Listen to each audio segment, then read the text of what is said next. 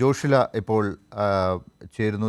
ജോഷില ഇപ്പോൾ സച്ചിൻ നേരത്തെ കേളു മിനിസ്റ്ററുമായിട്ട് സംസാരിക്കുന്നുണ്ടായിരുന്നു.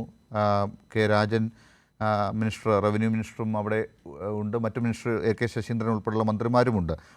ജോഷിലയ്ക്ക് അവർ ആരെങ്കിലുമായിട്ട് സംസാരിക്കാൻ സാധിക്കുന്നുണ്ടോ എന്ന് എനിക്കറിയില്ല. സംസാരിക്കുകയാണെങ്കിൽ അവരുടെ അഭിപ്രായങ്ങൾ കൂടി ഇപ്പോൾ എടുക്കാൻ പറ്റുമോ നോക്കുക. ആ പ്രദേശം ഇപ്പോൾ പുത്തുമല ഏത് രീതിയിലാണ് 9 പേരെ, ആരാണെന്നറിയാത്ത 9 പേരെ വരവേൽക്കാൻ ഇപ്പോൾ കാത്തു നിൽക്കുന്നത്?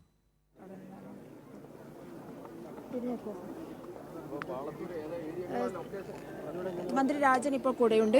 അദ്ദേഹത്തോട് ചോദിക്കാനുള്ള, നേരത്തെ തന്നെ പറഞ്ഞിരുന്നത്, ആളുകളെല്ലാം തന്നെ പറഞ്ഞിരുന്നത്, മാധ്യമങ്ങളെല്ലാം പറഞ്ഞിരുന്നത് 67 മൃതദേഹങ്ങൾ ഇവിടേക്ക് കൊണ്ടുവരും, തിരിച്ചറിയാതെയുണ്ട് എന്നുള്ളതാണ്. അതിനെക്കുറിച്ച് എന്താണ് പറയുന്നത്? ഇല്ല, ഇപ്പോൾ നമ്മൾ നേരത്തെ ഞങ്ങളെല്ലാവരും കൂടി മന്ത്രിമാരുടെ സംഘവും ബന്ധപ്പെട്ട വിദഗ്ധരും MLA എല്ലാം കൂടി ആലോചിച്ച് വന്നപ്പോൾ ഡീകമ്പോസ്ഡ് ആയിട്ടുള്ള മൃതദേഹങ്ങൾ അടിയന്തരമായിട്ട് ഇന്ന് സംസ്കരിക്കണം. അതൊരു ആരോഗ്യ പ്രോട്ടോക്കോളാണ്. അതുകൊണ്ട് ഡീകമ്പോസ് ആയിട്ടുള്ള 8 മൃതദേഹങ്ങൾ അടിയന്തരമായിട്ട് ഇന്ന് നമുക്ക് ബറി നടത്താനും ബാക്കിയുള്ള മൃതദേഹങ്ങളിൽ തന്നെ ഇപ്പോൾ 9ാമത്തെ ഒരെണ്ണം കൂടി ഡീകമ്പോസ്ഡ് ആയി തുടങ്ങിയത് കൊണ്ടുവരാൻ നമ്മൾ ലക്ഷ്യം വെച്ചിരുന്നു. പക്ഷേ അതിപ്പോൾ ഐഡൻറ്റിഫൈ ചെയ്തു.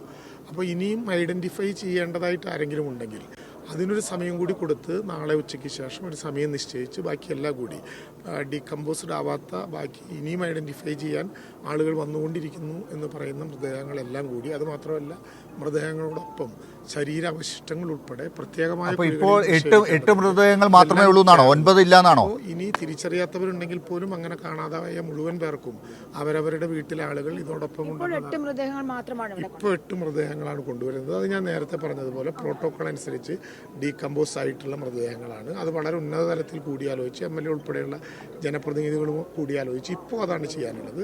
ബാക്കിയുള്ളത് 9ാമതൊരെണ്ണം വെച്ചതുപോലെ ഇപ്പോൾ ഐഡൻറ്റിഫൈ ചെയ്തു. അപ്പോൾ അതുകൊണ്ട് ഐഡൻറ്റിഫിക്കേഷൻ ഒരു ചെറിയ സമയം കൂടി വേണം എന്ന് പറഞ്ഞ സാഹചര്യത്തിൽ, ചില അഭ്യർത്ഥനകൾ വന്ന സാഹചര്യത്തിൽ അതുകൂടി കണക്കിലെടുത്ത് ബാക്കി എല്ലാ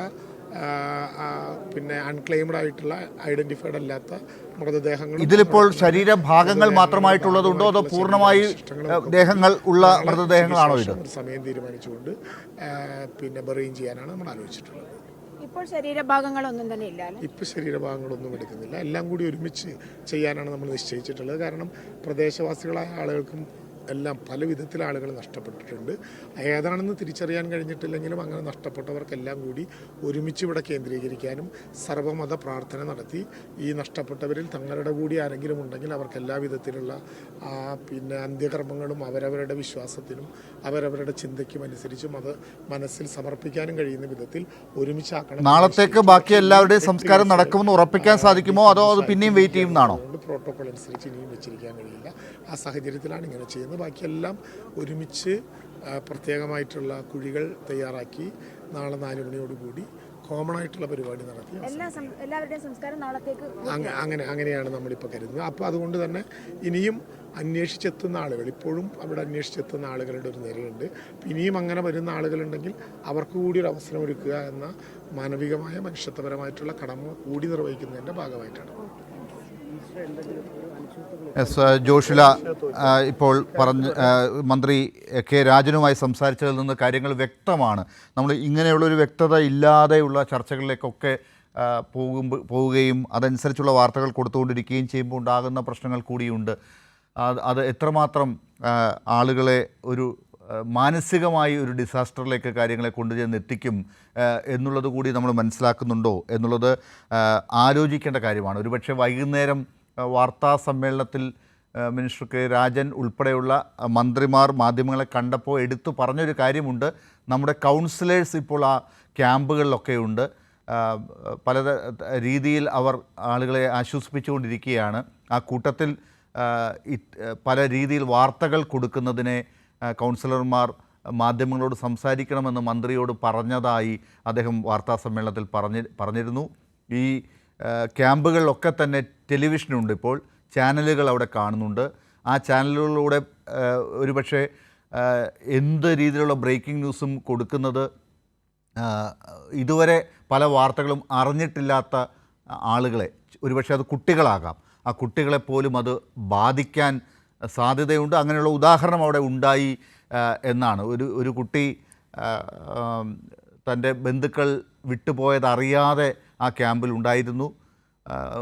അതേസമയം ബന്ധുക്കൾ വിട്ടുപോയി എന്നുള്ളത് മനസ്സിലാക്കി മറ്റുള്ള ആളുകൾ ആ കുട്ടിയോട് കാണിച്ച ഒരു സമീപനം, ആ കുട്ടിയെ ഓടിച്ചെന്നെടുത്ത് ആശ്വസിപ്പിക്കാൻ ശ്രമിച്ചത് ആ കുട്ടിക്കൊരു വലിയ ട്രോമ ഉണ്ടാക്കി എന്നാണ് ഇന്ന് മന്ത്രി രാജൻ വാർത്താസമ്മേളനത്തിൽ പറഞ്ഞത്. അതുകൊണ്ട് മാധ്യമങ്ങൾ ശ്രദ്ധിക്കണം എന്നാണ്.